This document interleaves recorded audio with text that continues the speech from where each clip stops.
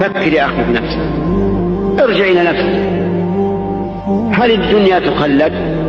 قال الله عز وجل لنبيه عليه الصلاة والسلام: وما جعلنا لبشر من قبلك الخلد أفإن مت فهم الخالدون.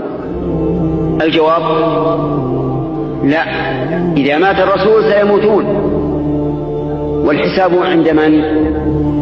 عند الله يوم القيامة.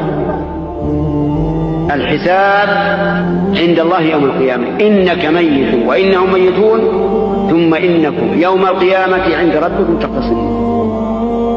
فتفكر يا أخي، تفكر، هل أنت تبت إلى الله توبة نصوحا تنفعك عند الله أو لا؟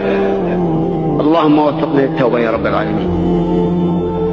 حج يا أخي بالتوبة، لا تدري متى يفشأك الموت. ربما تخرج من بيتك على قدميك ماشيا وترجع إليه محمولا على النعش.